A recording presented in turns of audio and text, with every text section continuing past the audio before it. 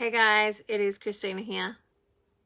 For those of you who don't know me, I am a naturopath, I'm a herbalist, I'm a GAPS practitioner, I am a life coach, and I'm a whole bunch of other stuff too, including being a mum and just a downright beautiful woman. That's what I'm going to say. Okay, so what I wanted to come and talk to you about today actually was that some of the things that I've been doing for myself, this is a little bit crooked. Some of the things that I've been doing for myself is actually moving into that space of self-care and actually working on adding to my life, but also healing some wounds that I've had. And so one of the things that I've been doing is, of course, getting my hair done. So today I got my hair done again. I had a vision that I wanted with my hair and I went to the hairdressers and she's been helping me create that vision. And so it has been a really interesting experience because I have not paid to go to hairdressers for a really long time. I used to cut my hair myself because I prided myself on the fact that I'd saved myself all this money by cutting my hair myself.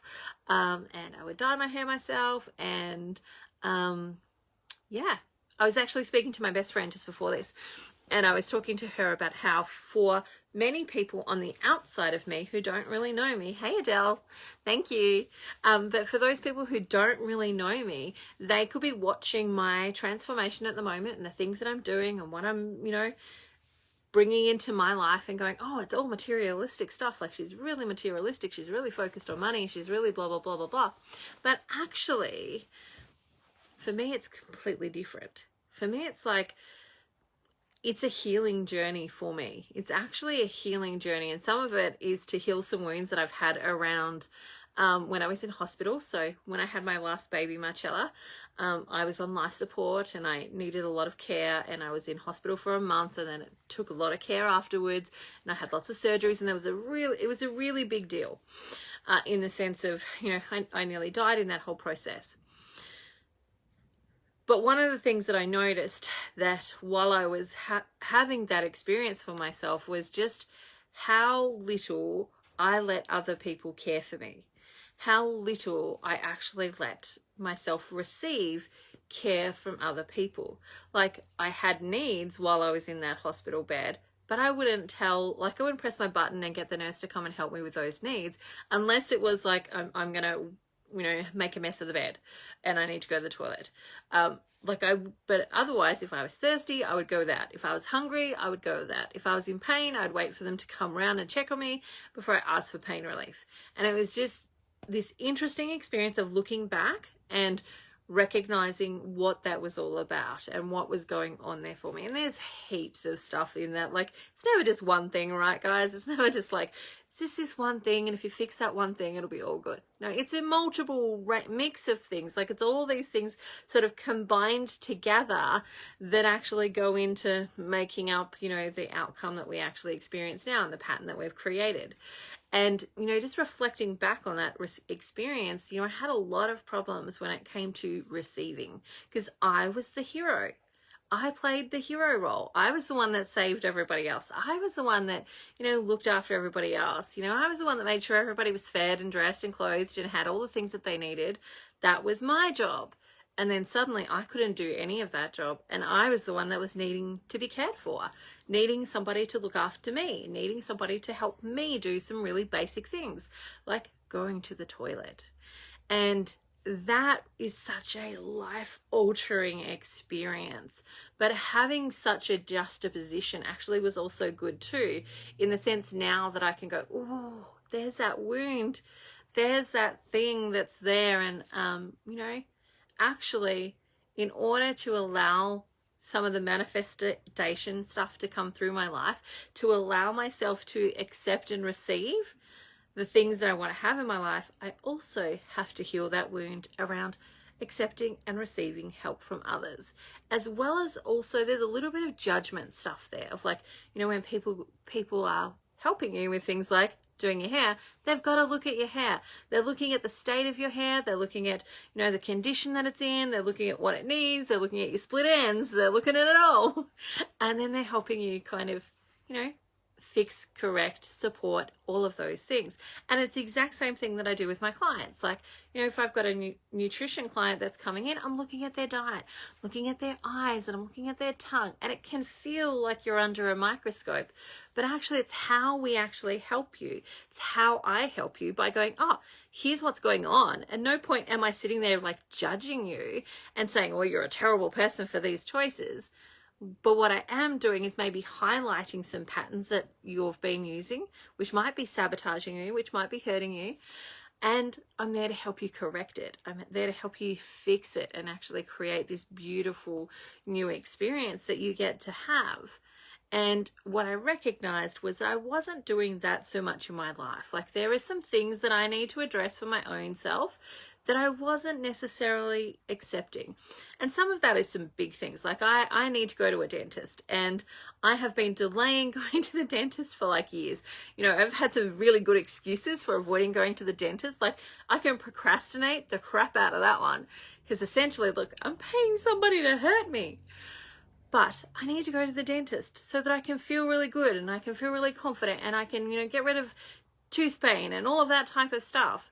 But what I've been doing is recognizing that if I just jump straight into the dentist, which I could do, the fear and the apprehension and all of that is really big in that space. But it's less big in some of these other spaces for me, like going to the hairdresser.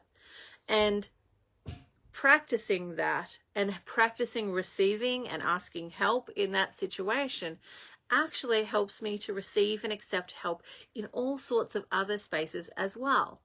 And so while we're on the outside and we're looking in on somebody's life and we're making judgments about what they're doing and how they're doing it and all the things, we actually don't know where they're at and we don't know what's going on for them.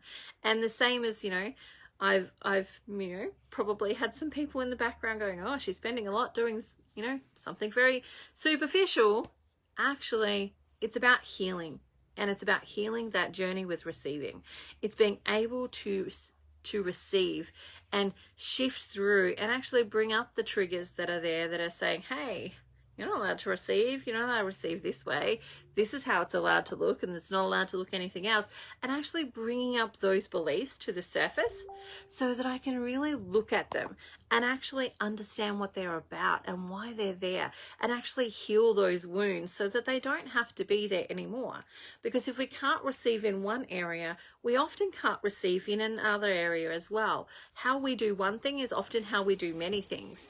And not being able to receive in an area of self-care also means that you might not be able to receive when it comes to the love that people are giving you, the compliments that people are giving you, the money that you want to call in, the health that you want to be able to have. Like, if we have a wound around receiving and we don't focus on bringing some attention to it and healing it, then we often can't actually have the things that we want in our lives because we're not open to receiving. We're not open to receiving them, and we're not open to receiving at all. And so for me, this has been one of my journey elements of stretching myself and growing myself and consistently pushing the edges that I have so that I grow a bigger comfort zone, is healing this wound with receiving. And my hairdresser has been a beautiful person to do that with. She takes care of me. She knows that, you know, I have some beliefs around products and stuff like that. So she makes sure that I'm like, you know, I've gone and I've selected like a really great hairdressing salon that uses, you know, organic products that have, you know, environmentally conscious aspects around them. Like, I've gone and chosen one that's really in alignment with me.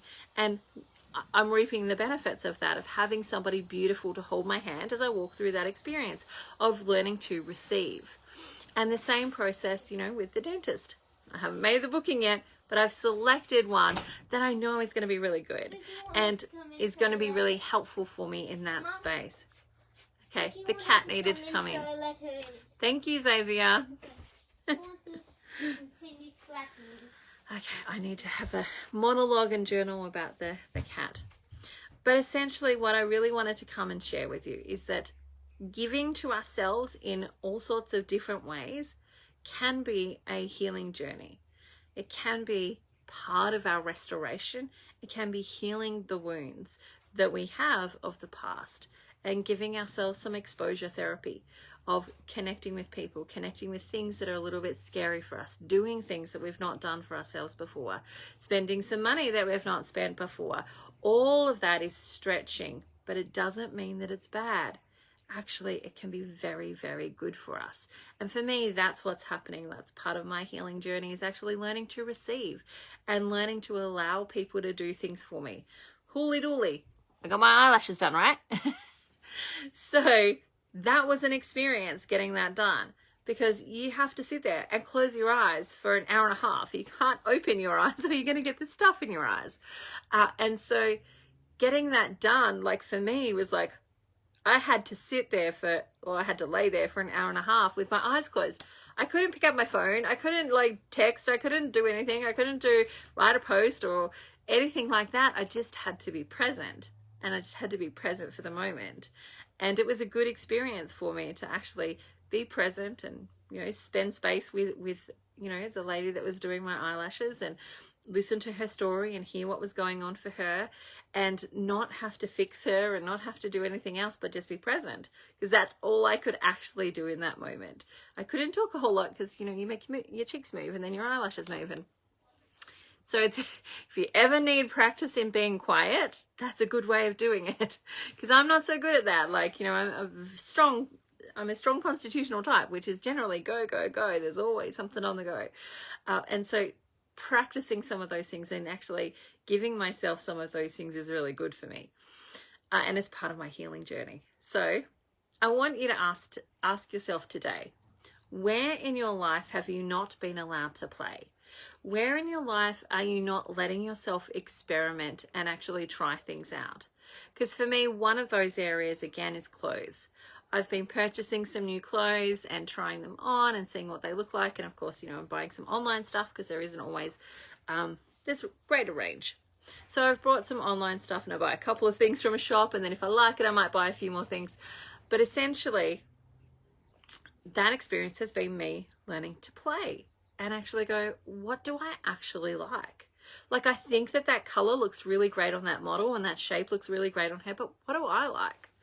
What looks good on me? What feels good on me? Like, if I buy this dress, am I going to wear it? Like, does it feel good on me? Do I like the color on me? Like, I might like the color, but do I like it on me? And that's a whole experience of actually learning to play with, what do I like? Getting clear on, what do I want in my life? How do I want it to be? What do I want it to feel like? And often what I find for my clients is they go, I don't know who I am, especially if I'm coaching them. They get to that point of like, I actually don't know who I am anymore. I know that I've been conditioned to think and feel the way that I am, but I don't know who I am. And how do I know who I am? And the answer to that is play. The answer to that is to try things. How do you know if you like netball if you've never played netball? How do you know if you like spaghetti if you've never eaten spaghetti? How do you know if you like to wear red if you've never worn red? You might find that you hate it, that you hate the experience and you never want to do it again. And that's totally cool. Now you know. Now you know you don't want to do it again. But hey, maybe you'll find something that you do want, that you didn't know that you did like. Maybe you'll find something that you absolutely love and are passionate about, but didn't know that you even liked because you never tried it. And that's part of this experience for me of dancing and twirling and, dipping my toes in with different things, of, trying on different clothes and seeing what I feel good in my body and what feels great for me to wear, and, the flow and the material and all of the things, and, trying things with my hair and getting stuff done. All of that is a healing journey for me, because I've never had my hair done before. Even on my wedding day, I did my own hair. I didn't pay for a professional person to do my hair. I did it myself. Now I'm playing and dancing with what it's like to actually have somebody else do that for me, and what it's like to have somebody else care and assess and, do the stuff that I do for my clients for me. So again, where in your life have you not been allowed to play? And as you're dancing with it and as you're playing with it and you're thinking about it, start thinking about the rules that you've been given as well. Like, they're actually all made up rules. There's no rule that you can't dye your hair. There's no rule that you can't spend X, Y, and Z on X, Y, and Z. Like, there's no rule. It's a made up rule generally. Like, I'm talking about, you know, most of these cultural rules. I'm not talking about if you're going to go hurt somebody. That's completely different. But, you know, those rules around what you're allowed to have for yourself, how you're allowed to be, how you're allowed to dress, what clothes or what color you should be allowed to wear. Like, for some of us, it's because at one point in time, our mother said that that color doesn't look good on you. And so you never wear it again. But actually, maybe it's like the best color on you. And maybe she just had hang-ups with that color. And we all have conditioning that comes through us like this. And how do we smash it? We play. We play, we experiment, we try, we test, we see what it feels like, and you might find some things you hate, but you know what? You might also just find some things that you actually really love, and you never know if those things that you actually love lead you on a pathway that you never would have gone if you didn't play with them, if you didn't try it on, if you didn't date it, if you didn't see what it would feel like. Have a look at your life. Where are some areas that you've not been allowed to play? Or you've got some rules around it. See if you can stretch yourself in some of those areas. Because that's where the growth is. It's when you're stepping out of your current comfort zones, that's where the growth is. And we slowly grow our comfort zone by consistently pushing and dancing around the edges of the playground that we live in. That's my message for today. I hope you have the most amazing day. If you want to book in for a coaching session, please do so. If you need a naturopathic session, please do so. I want to let you know that Limitless will be coming again in January. So if you're ready to really deep dive and take off in your personal growth story, come join me for that. Get ready to kick off in January. A new year, new you, deepening the understanding of you. That's it for me today. I hope you have the most amazing day ever, and I will see you next time. Bye for now.